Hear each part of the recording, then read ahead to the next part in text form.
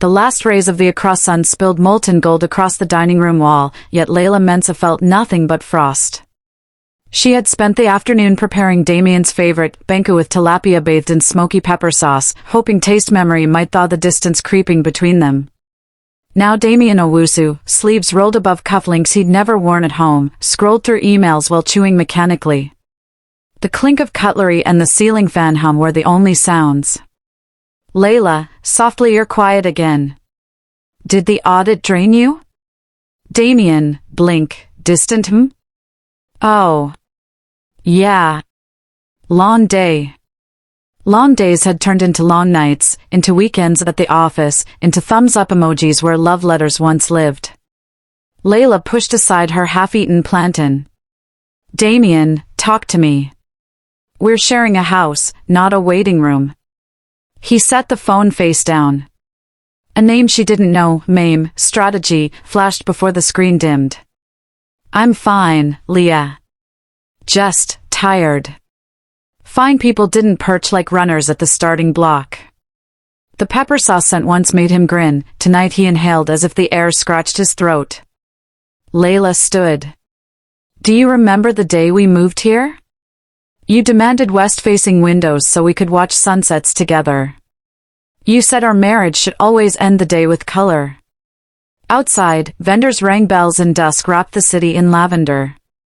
She reached for his hand, his fingers stayed limp, cool as marble. Leila, whisper I miss us. Damien opened his mouth, shut it. A notification sliced the hush. He rose. Board slides for tomorrow. Leila watched the glow of his screen recede, alone with a sunset promise sinking behind clouds. A week later rain hammered the roof like frantic knuckles. Damien entered dripping neon rain jacket plastered to his suit. Leila, steady, is there someone else? Damien flinched. It's not about someone else. Then what? You don't touch me, you don't talk to me. You come home smelling of mint tea and perfume I don't own. He sighed, umbrella puddling the floor. I need space. The words sliced cleaner than thunder. Space, she echoed. How much? 6 months, he breathed. No promises. The bulb buzzed. You need 6 months to decide if I'm worth fighting for? Silence answered. Leila, where will you go? Damien, Nana K's flat, just for a while. Lightning flashed, relief, not regret, lit his face. Something fractured inside her, shards reshaping to steel. Okay, she whispered.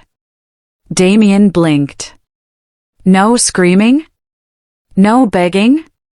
You want space, take it, she said. But space is a two-way street. Power dropped, only streetlight blued their silhouettes, 2 figures already splitting in half. Storm clouds spent, dawn gutters gurgled runoff while birds argued in mango branches. Leila packed deliberately, sundresses, laptop, seashell bracelet, empty sketchbook. Each fold a vow, I refuse to rust while you decide if you still shine. She left Damien's key beneath a note, you asked for space. I'm giving it to you. Don't forget the plants, Leila. An Uber driver, Francis, filled the car with gospel. Airport? Kanchi Station. Traffic crawled past Makola Market, fried dough scent mixed with diesel. At Kanchi, a ticket seller handed her a bottle of water. Running from or running to? Both, Leila smiled. On the coach west she sketched swirling oceans and clifftop women. A boy hummed Adam Grace, an elder shared roasted groundnuts and stories of 1967 football glory. Conversation required no history, only presence. The Gulf of Guinea flashed silver under noon sun. For the first time in weeks, her pulse matched that gentle rhythm. Salt wind greeted her at Cape Coast Station. Auntie ESI, regal in Kent, enveloped her in a shea butter hug. Auntie, city stress pinched her cheeks thin. We'll fatten you with kenki and laughter. A rickety taxi rattled past murals, they stopped for coconuts. Coconut water washes away men's foolishness, Auntie proclaimed, cleaving a shell. A seaside bungalow, crocheted doilies, proverb plaques, ginger cat Kofi, became refuge.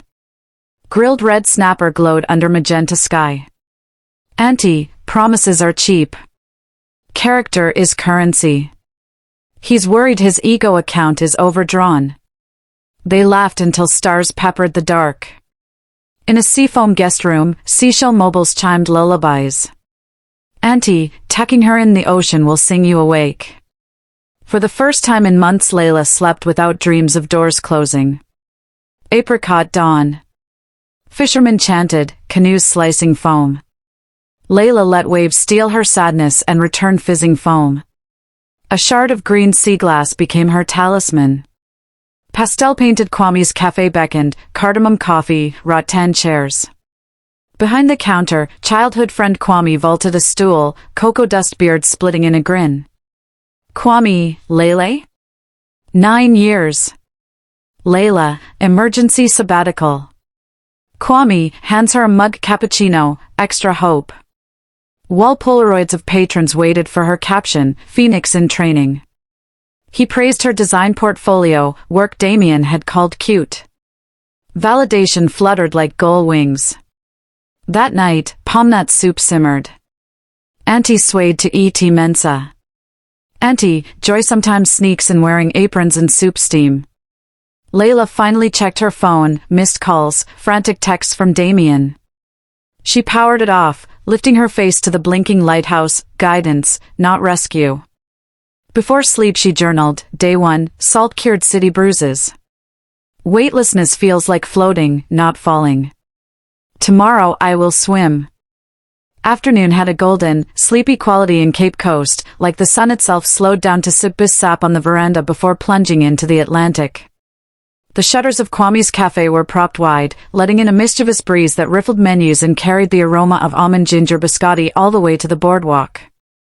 Leila stepped over the threshold and inhaled so deeply that flour dust tickled her throat. Her damp hair left little comet streaks of seawater on the polished teak floorboards.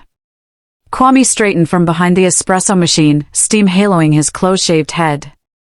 Designer by day, mermaid by dawn, he teased, passing her a towel. Your footprints are still wet. Leila dabbed at her cheeks. I swim so I can justify these. She plucked a biscotti from the cooling rack, careful not to smear the glaze. When she bit, the twice-baked cookie cracked like brittle glass and flooded her tongue with warmth, ginger, almond, and a hint of hot pepper. They settled at a small bamboo table under an aging ceiling fan that creaked with every revolution, as though complaining about its perpetual dance. Hibiscus vines framed the open window, heads nodding in a silent amen each time Kwame laughed. He placed a dog-eared sketchbook on the table. I need your eyes on something. Leila flipped through pages of tentative logo ideas, wonky coffee cups, neon beans, outlined steam that looked more like question marks than aroma. Kwame had scribbled notes beside each, too touristy, too pretentious, looks like a hospital sign. First, she said, tapping the page, stop writing apologies to yourself. Second, cafe culture here is about comfort, not intimidation. Let's talk shape language. Kwame blinked. Shape language? All design is a story in geometry, she answered, pulling a pencil from her bun. She shaded a wide-bottomed cup, then drew swirling steam lines that morphed into the outline of Cape Coast Castle perched on a wave. This tells patrons, local heritage, warm embrace, depth of flavor. Kwame watched, rapt. You'd turn my little shop into a monument? Into a memory, she corrected. Monuments are stone. Memories move. Bell chimes announce new customers, backpackers eager to try the rumored Kelowheel latte. Kwame rose to greet them, but before he left, he squeezed Leila's paint-stained fingers. You light up this place, Leila. Not the cafe, my chest. Her cheeks warmed, one more shade of sunset in the room. A tourist at a nearby table snapped their picture, charmed by the tableau, designer and barista, flower on their forearms, hearts hanging in the space between words. Neither noticed the photo hurtling onto social media, destined for unsuspecting eyes miles away. Later that afternoon they moved onto the back patio, which overlooked a skinny alley strung with drying Kent cloth. Leila unrolled tracing paper while Kwame brewed bissap sweetened with orange blossom honey. Motorbikes sputtered past, competing with the shrill calls of market women hawking garden eggs. Between thumbnail sketches she asked him about life after secondary school. He spoke of a short, bitter stint in banking that ended the day he doodled latte patterns in the margin of a loan report and realized money without meaning was just paper. Leila confessed she had once dreamed of opening a gallery cafe in Jamestown but parked the idea in Damien's garage of someday.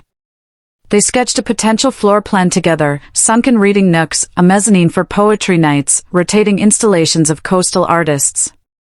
When the call to prayer drifted from the mosque at the edge of the sea, Kwame cupped her ink-marked hands and said, "We could build this. Not next year, now." The certainty in his voice felt like a door clicking open inside her ribcage. They sealed the idea the Ghanaian way, with chilled Alvaro and an explosive fist bump. The dream was no longer a whispered maybe, it perched on the patio rail like a bright green lovebird, singing its own name. Evening perched on the bungalow like a shy egret, all soft purples and lingering heat. Leila balanced on the veranda's low wall in tree pose, palms pressed, bare toes gripping sun-warmed concrete. Inside, Auntie Esi watered succulents and sang an old Adane best love ballad to herself, the melody lapping the house in gentle waves. "Yoga in my compound?" Auntie called. "Come and try bend and sweep, same calories, plus you get a clean floor." Leila laughed, wobbled, and hopped down. "Let me enjoy my foreign foolishness, Auntie." They dined on red and ripe plantain fried to caramel edges. Afterwards, Leila retreated to the guest bath, a tiny space with duck egg blue tiles and a mirror freckled by coastal salt. She wiped the glass with a washcloth. A face stared back, slimmer, yes, but not fragile. Her skin glowed like cocoa brushed with moonlight, and tiny laugh lines bracketed her mouth. She leaned closer. "Hello, stranger." Memory flashed. 6 weeks earlier she had studied the same face in Accra, searching for the woman Damien could no longer love. Tonight she searched for the woman she was learning to adore. She applied Auntie's whipped shea butter balm, lavender-scented, and whispered, "You're coming back to you." Behind her, Auntie reflected in the doorway holding a jar. "Moisturize your face and your faith," she declared. "Is that scripture?" First ESI, Chapter 1, Auntie deadpanned, making them both cackle until the mirror fogged over. After she closed the Instagram app, Leila opened her sketchbook and drew herself as a faceless silhouette standing in a thunderstorm, umbrella discarded, arms lifted. Raindrops morphed into musical notes. Beneath she lettered, "Let the downpour tune you." Auntie shuffled in carrying a clay bowl of roasted peanuts. She peered over Leila's shoulder. "Deep thing, this art therapy.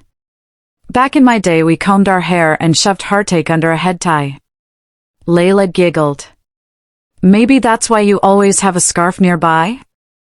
Auntie snapped a peanut between her teeth. "Catches tears and keeps edges neat." They talked long into the night. Auntie recounted how she once almost married a fisherman who kept promising a bigger boat next season. She left for teacher's college instead. "Darling, a man can be the wind in your sail or the hole in your hull. Choose wisely." Leila pressed the words into memory the way one might preserve sea glass, sharp edges rounded by repetition, truth shining through. Later, Leila scrolled Instagram in bed and froze. Kwame had posted the cafe logo sketch, her hand, pencil mid-stroke, captioned "Watching Genius at Work." The photo already had 400 likes, many from design professionals she admired. A DM preview from Odysseus Style House popped up, collab? Her heart ricocheted under ribcage bars. The mirror hadn't lied, the world really could see her shine. Morning surf hissed secrets onto the shore when Leila's phone buzzed. 7 missed calls from Damien. 2 voicemails. She traced the screen but did not press play. Instead, she slipped into a linen wrap dress the hue of ripe pawpaw and met Kwame by the old Portuguese fort. They photographed rusted cannons, coral pink lichen, doorways tall enough to swallow ghosts. Seabirds reeled overhead. Kwame lined up a shot and murmured, "If walls could talk, what would they say?" "Stop leaning on men who think space means cage," she answered, startling herself with the conviction in her own voice. A gust sent her braids across her mouth. Kwame reached to tuck one behind her ear but stopped halfway, palm hovering. He let the braids settle naturally, respecting both gravity and boundary. The gesture felt like silk. That afternoon Leila wandered alone to Cape Coast Castle, walking its dark dungeons with a tour group of Ghanaian diaspora. The guide's voice echoed off stone, "Here, hope was chained but never killed." She trailed her fingers along the cold walls and wondered how many hearts had survived betrayal and still loved again. In the female dungeon a small window let in a knife blade of sunshine. She closed her eyes beneath it, letting the slice of light brand her lids. Freedom sometimes arrived in slivers. Outside she bought a bead bracelet from a young vendor. The beads were recycled glass, aqua and amber, each one once a discarded bottle. She slipped it over her wrist as a reminder, what breaks can be melted and reborn brilliant. Back at the cafe, tourists packed tables. Kwame brewed a Ghanaian espresso so dark it seemed to absorb light. Leila lifted the demitasse in mock salute. To unresolved voicemail, "May this be stronger." They clinked cups. Afterwards, she composed a single text to Damien, "I'm alive, safe, and busy healing. Respect that." She pressed send and set the phone face down, as though planting a seed whose fruit she no longer needed. For the first time since the breakup, she breathed without measuring whether each exhale sounded hysterical or brave, it simply sounded like air. The ocean kept her company instead. Tuesday roused the town with rooster calls and the scent of charcoal-lit fish grills. At 6, well before opening, a queue already curled down the boardwalk toward the cafe. Some patrons clutched DSLRs, others Bluetooth gimbals. Influencer energy crackled like frying oil. Kwame blinked at the crowd. Did I accidentally cure malaria in my sleep? A radio host from Cape Vibe FM barged in trailing cables. "We're live in 3, 2, Kwame, rumor says your cafe is the epicenter of a self-love revolution. How does good coffee mend broken hearts?" Kwame gestured to Leila, cheeks aflame. "She's the revolution. I just make the foam." Leila described finding art in salt-stung mornings, of drawing bravery with graphite and icing sugar. Listeners called in, requesting songs dedicated to their own comebacks. Each time she said healing, more pastries sold out. By noon, #VanishtHeal trended. A Ghanaian pop star retweeted her logo design with 3 fire emojis. Orders flooded her inbox, menus, wedding invitations, boutique rebrands. Success, once a distant shore, now rolled in like high tide. The radio segment snowballed. By evening, a lifestyle vlogger uploaded a montage titled Heartbreak Cafe, where love is roasted, ground, and served hot. Clips showed Leila teaching a toddler to swirl cocoa powder into a heart, anti-banging a talking drum beside the espresso grinder, and Kwame fire-toasting coconut flakes. Within 24 hours, a South African morning show requested Zoom time, and Accra Tourism Board official hinted at a coastal partnership grant. The sudden spotlight rattled Leila more than she expected. At sunset she escaped to the beach and built a sandcastle fortress, complete with shell turrets. She whispered each anxiety into the moat and let the tide dismantle them grain by grain. Kwame found her there. He did not speak, only handed her a lantern made from an upcycled Fanta bottle. When it glowed orange against dusk, she realized she was no longer afraid of being seen, she was afraid of being misnamed. Kwame pressed a shell into her palm and said, "Whatever they call you, you decide the echo." On break she later sat on the boardwalk railing eating groundnut soup from a styrofoam cup, staring at the Atlantic's restless belly. Kwame joined her, handing over a cupcake iced with a tiny phoenix rising from frosted waves. "You watered yourself," he said, "and look, full bloom." She licked buttercream off her knuckle. "Every flower needs a gardener. And every gardener needs sunlight," he replied. "Stay where it's bright." She didn't answer. She just pressed her head to his shoulder so briefly the moment could have been wind, yet it rooted itself in both their chests like a baobab sapling. Damien sat in his Accra apartment, curtains drawn against the dust-pink dusk, phone glowing blue in the dim. Post after post showed Leila teaching latte art, Leila laughing with Kwame, Leila shaking hands with a fashion CEO.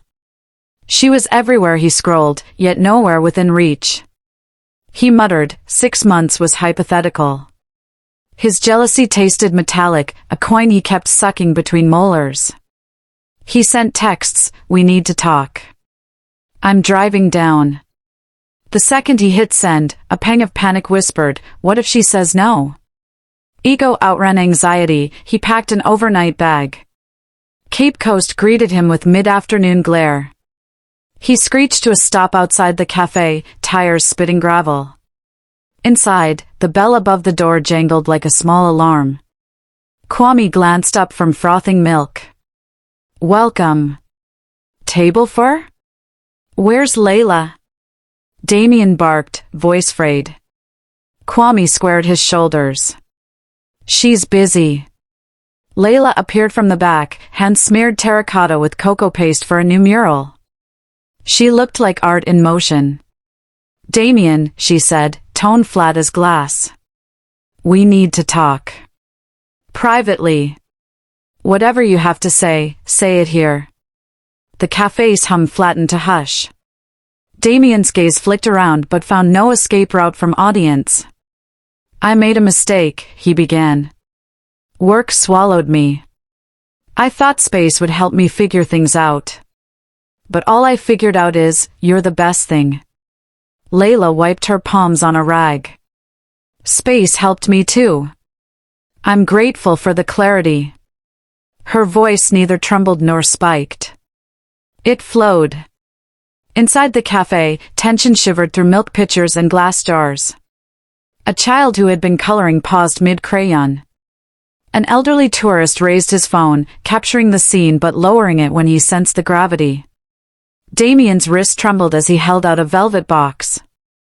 I should have proposed last year. I bought this in Kumasi after that weekend at Lake Buzumpu.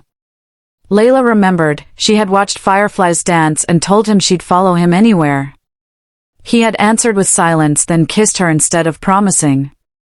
That silence was the real proposal, she realized now, a vow to keep her waiting. She let memory pass like a wave, leaving only foam. Engagement is a seedling that needs water, Damien. You left it on the porch and flew away. He clenched the box. I can be better. Better isn't a destination.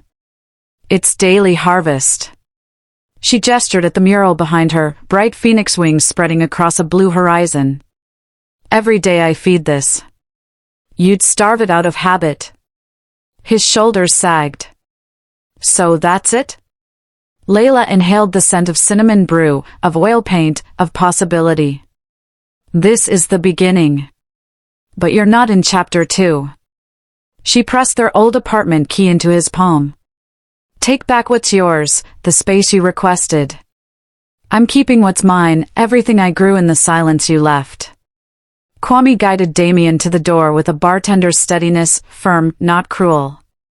When Damien stepped into the sunlight, applause did not erupt, cappuccino machines hissed, spoons clinked, life continued.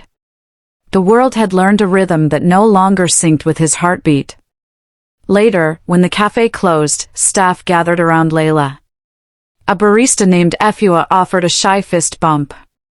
Boss lady, teach us Phoenix management. Laughter answered.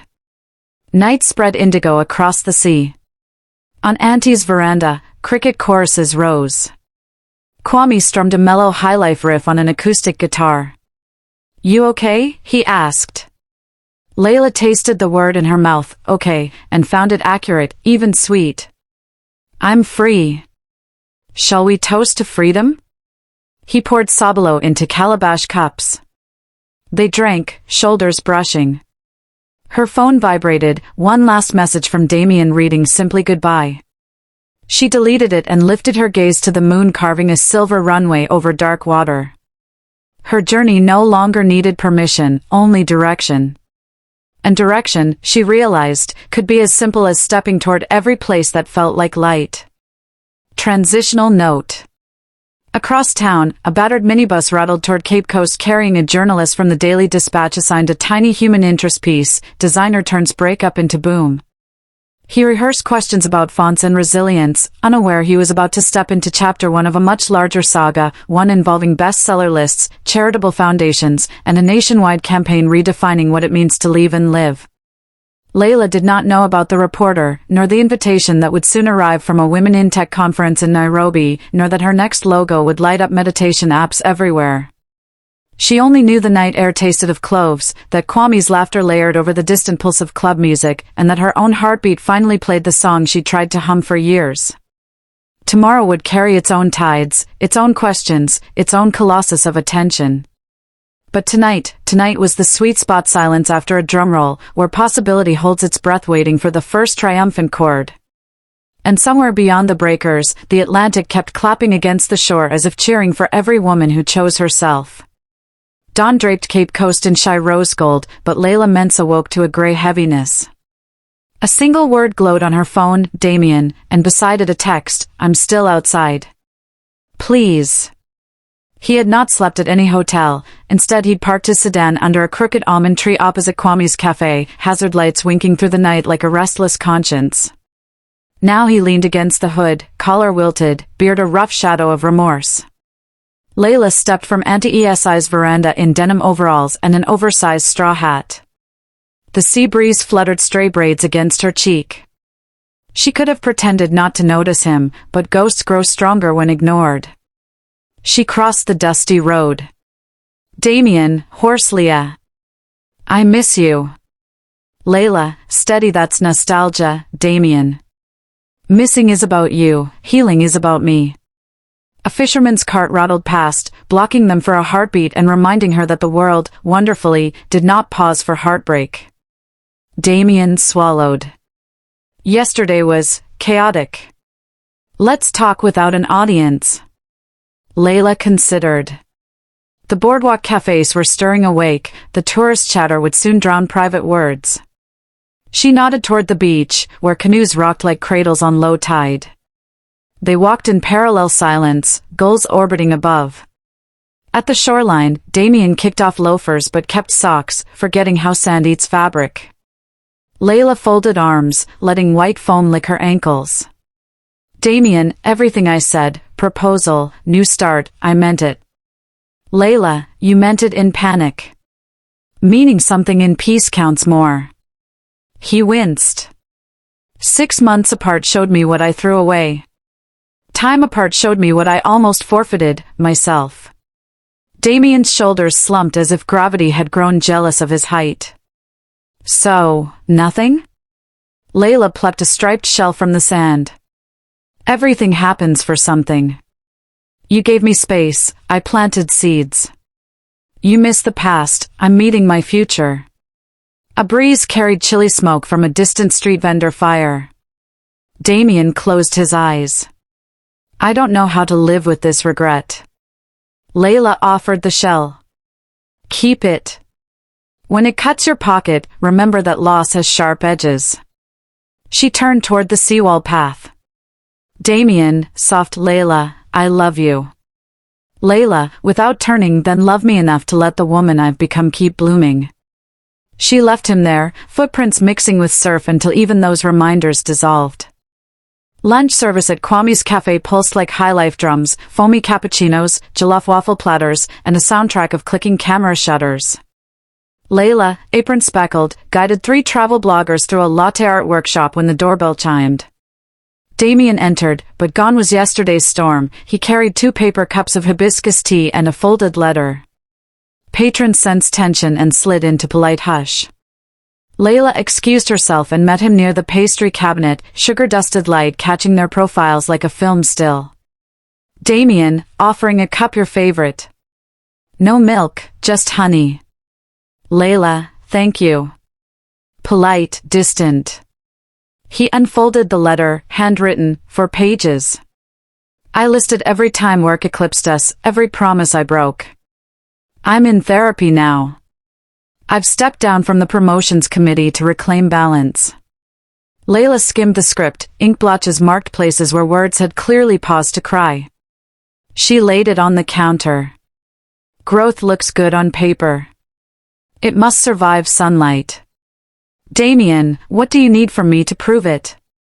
Leila, meeting his gaze. Nothing. Proof is for transactions. People are testimonies, not receipts. He exhaled sharply, bracing as if expecting a verdict. Leila, but I will think on what this letter means, for both of us. Give me time, not pressure. A fragile hope flashed in his eyes. I can wait. She nodded, yet the distance in her posture said the waiting would be outside the garden, not inside it. Damien left, easing the door shut like someone afraid to wake a dream. Customers exhaled in chorus, life resumed its caffeine rush. Kwame approached, towel sling over shoulder. You okay? Leila sipped hibiscus. He's trying to rewrite chapters. I'm deciding if the book needs a sequel. Kwame's expression stayed calm, but something warm, perhaps relief, flickered. Take the author's chair. Plot twists are yours to command. Leila smiled, feeling the power of that metaphor settle like a crown. Evening painted the bungalow in mandarin and mauve. Auntie Esi sat cross-legged on the rug, stringing waste beads of recycled glass. The clack-clack of beads was as musical as any wisdom that would follow. Leila poured sabalo into calabash mugs and sank beside her. She recounted Damien's letter, repetitive calls, and the flutter of old feelings rubbing against new pride. Auntie tied off a strand, eyes gentle but unyielding. People rarely regret losing you, child. They regret losing control over you. Leila traced the rim of her cup. I don't want bitterness to sculpt me. Bitterness is choosing to water weeds. Forgiveness, Auntie said, handing her a strand of sky blue beads, is planting flowers on the boundary so the weeds know their limit. Leila threaded the beads, each click a mantra, I choose peace. Auntie, lowering her voice, if he truly changed, he will celebrate any decision that honors your well-being, even if it excludes him. Leila remembered Damien's final plea and sensed he still measured love by possession, not partnership. Lightning flickered far offshore. Auntie gathered the finished bead strands and wrapped one around Leila's waist. These remind you where you grow from, not who you bend for. As thunder rolled, Leila breathed deep, cocoa, cloves, ocean salt. The scent combination anchored her like the cross-stitch of the beads against her skin. Launch day of VanishtHeal dawned electric. The cafe closed early, tables became vendor stalls draped in Ankara cloth. Coastal artisans displayed shell earrings, hand-poured palm wax candles, and Leila's signature line, journals embossed with a wave unfurling into a phoenix. A pop-up banner proclaimed from pain to product, design that redefines recovery. Local press mingled with tourists. Auntie sold coconut candy beside a sign reading confessions for candy, tell me your comeback story. Kwame manned the espresso bar, inventing a phoenix latte dusted with edible gold leaf. Leila wore a linen jumpsuit the color of seafoam and floated from stall to stall like an MC of metamorphosis. She demoed her hearth and heel fragrance, smoked cedar, salt, and hibiscus, explaining how scent triggers positive memory loops. Each candle sold out within an hour. A slender woman in smart casual attire introduced herself as Alma Bokai, buyer for an upscale Accra concept store. We want your journals and candles, she said, handing over a contract sheet. Nationwide distribution, 20% royalties, we cover manufacturing. Leila's pulse skittered. 2 months ago she'd prayed merely to breathe without crying, now buyers chased her like gulls after Kenki crumbs. She scanned the document, favorable terms. She signed. Kwame uncorked palm wine. Staff and strangers alike toasted while brass band buskers burst into oi. Social media influencers tagged everything #Phoenix Market. By sunset, drone footage of the festival danced across TikTok, racking hundreds of thousands of views. From the shadows outside the throng, Damien watched. The pride he felt was real, the ache, sharper. He snapped a photo of Leila laughing beneath string lights, posted it privately with the caption, if she's happy, I'm happy. Then, for the first time, he turned and walked away before longing overrode respect. Leila never saw him go. She was busy depositing the day's profits into a donation box labeled Cape Coast Girls Coding Camp, Empower the Next Phoenix. A week later, Leila sat in the green room of GTV's Across Studios, pulse drumming louder than the countdown clock overhead. National TV was a different storm, studio lights glaring like interrogation suns, stylists buzzing like dragonflies. The host, Nana Aba Kusi, glided in wearing a crimson suit. "We're leading the 8 o'clock segment with you, Ghana's Phoenix of Design." Leila exhaled a silent prayer. Her stylist spritzed jojoba oil on her cheeks, a production assistant clipped a discreet mic to her indigo Ken-trimmed dress. Cue music. Cameras rolled. Leila stepped onto the gleaming set where ocean blue LED strips mimicked waves. Audience applause washed over her. Nana Aba, viewers, tonight we meet the woman turning heartbreak into a national movement. Leila, welcome. Leila, smiling met us, thank you. They covered her pop-up success, the Coding Camp Scholarship Fund, and her collaboration with a Dissa-style house video clip of models strutting in Phoenix print jackets. Nana Aba, some might say your journey began when love ended.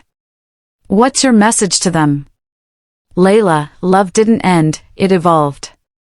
I still love myself, my community, even the lesson disguised as loss. Healing isn't erasing pain, it's recycling it into purpose. Applause surged. Twitter exploded with quotes, recycling pain into purpose. Trending within minutes. Mid-interview, Nana Aba surprised Leila with a video call from Nairobi's Rise Tech Summit. A Kenyan organizer beamed, Leila, we'd like you as keynote speaker next month, theme, Designing Resilience. All expenses covered. The studio audience gasped, Leila clutched her chest, tear-bright eyes widening. Yes, she whispered, while inside a younger version of herself cheered loud enough to shake the rafters of every doubt she'd ever known. Backstage later, Kwame waited with a bouquet of blue hibiscus, artificial, because real ones wilt too quickly. He lifted her off her feet in a world that smelled of espresso and hope. In the parking lot, Auntie ESI brandished a thermos. I saved you palm nut soup. Stars taste better when you've got soup. They ate leaning against Kwame's truck, city lights blinking like celestial thumbs-ups. Leila's phone buzzed, a simple message from Damien, proud of you. Thank you for teaching me to grow, even from afar. No plea, no guilt. Just release. She typed back, growth looks good on you. Keep watering it. Above, an airplane traced a silver arc towards Nairobi's direction. Auntie followed its path and murmured, see? Even the sky's pointing at your next chapter. Leila closed her eyes, inhaled exhaust mixed with soup steam, and felt an unshakable truth settle. The universe had not merely restored what she'd lost, it had multiplied it, pressed down, shaken together, and was now pouring it into her lap until it overflowed. And somewhere, on every screen glowing in night-quiet living rooms, women who had once felt small watched a phoenix rise and whispered, if she can, maybe I can too. Cape Coast's annual Bakachu Festival unfurled like a technicolor kite.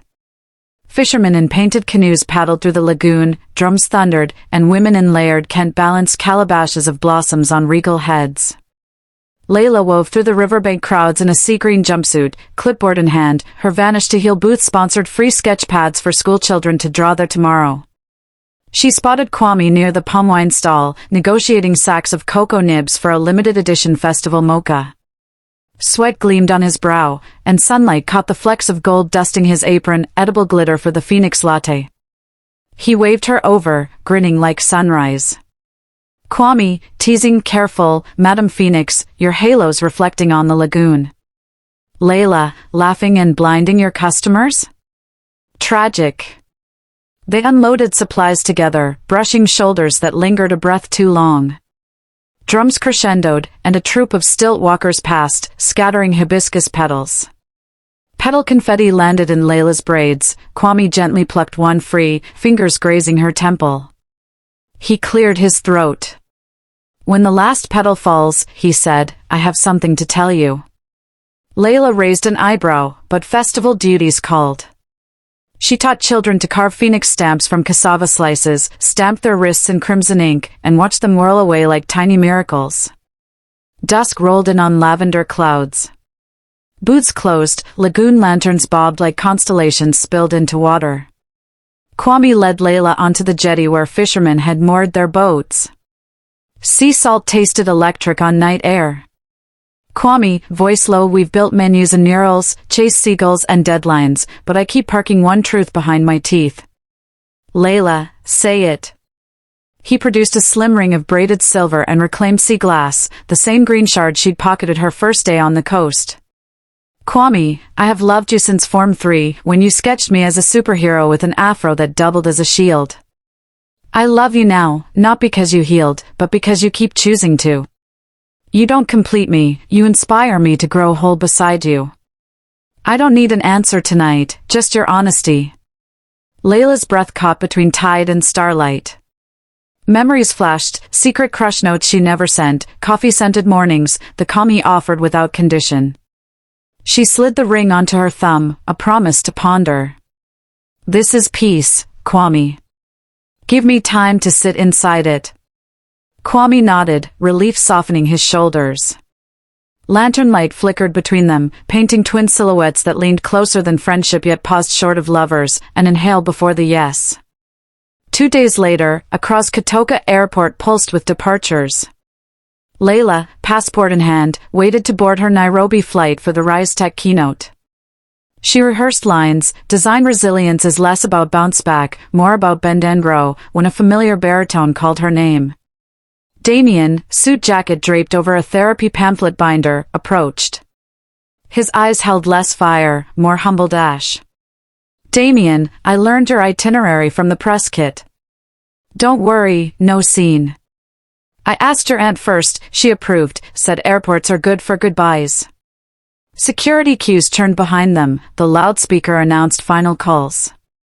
Damien handed over a small, leather-bound journal. Damien, every therapy assignment, every apology letter I never sent. Read or burn, your choice. I need to say 3 things. 1. I hurt you. No excuse. 2. I'm fixing myself whether or not it fixes us. 3. Thank you for showing me the man I refused to see in the mirror.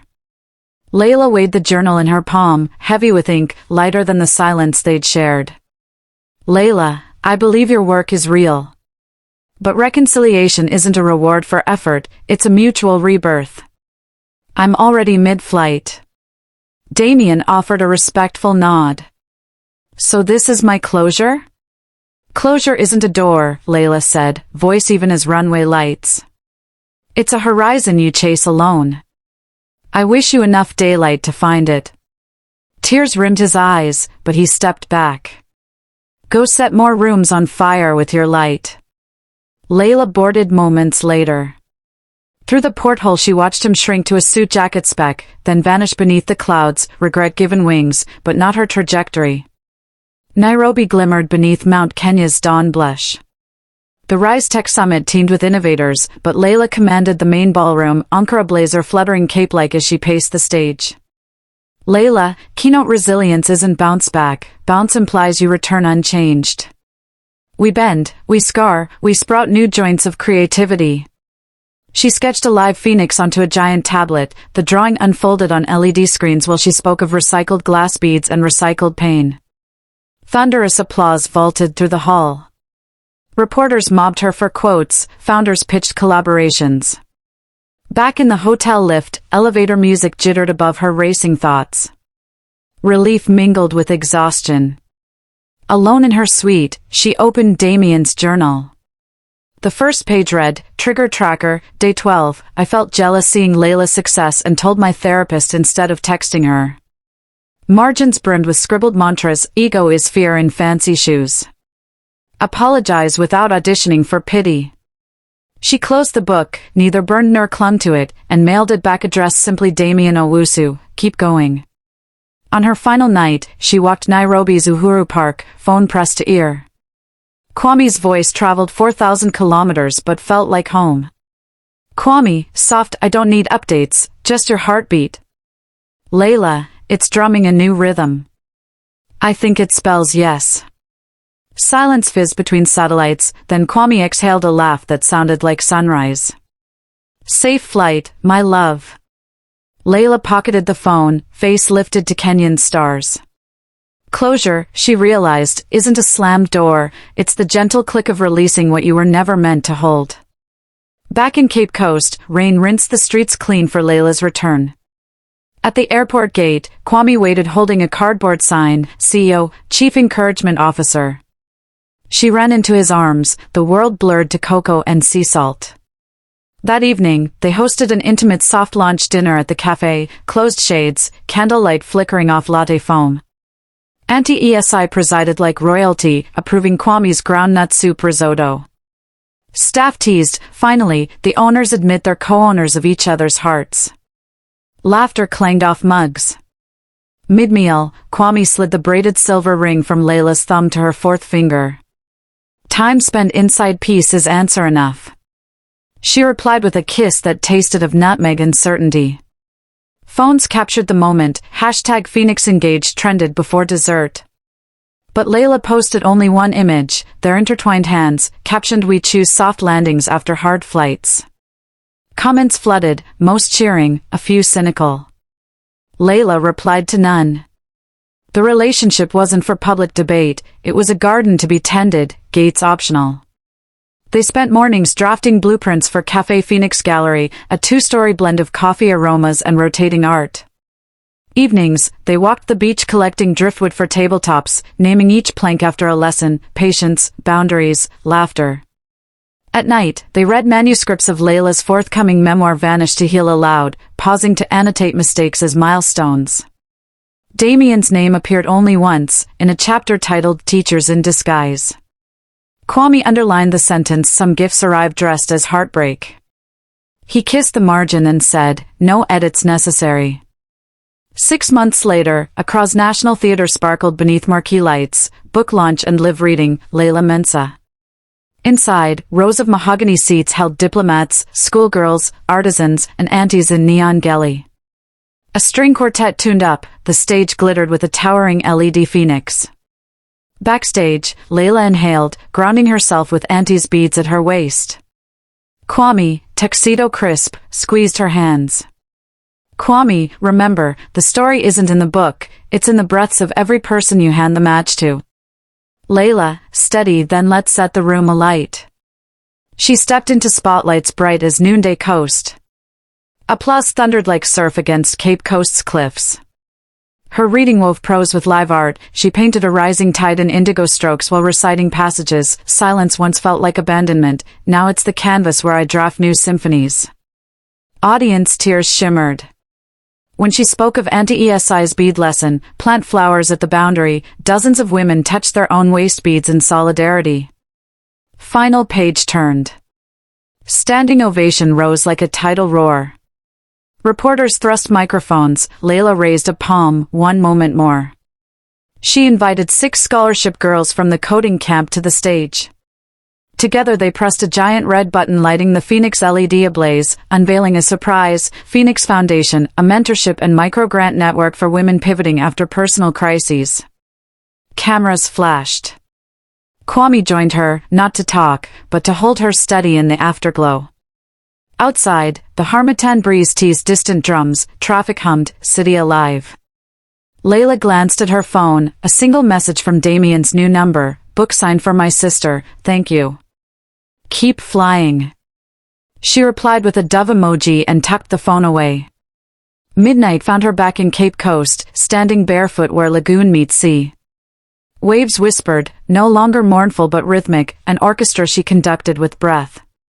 She closed her eyes, hearing within the hush every version of herself, heartbroken Leila, seaglass Leila, Phoenix Leila, singing in harmonic unity.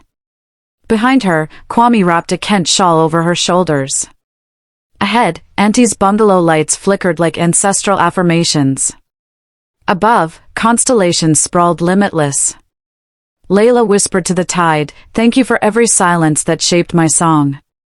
And the ocean, vast, patient, knowing, answered with a shimmering hush, as if to say strength is the sound you make when you decide quiet will never again be a cage but the open sky itself. The end.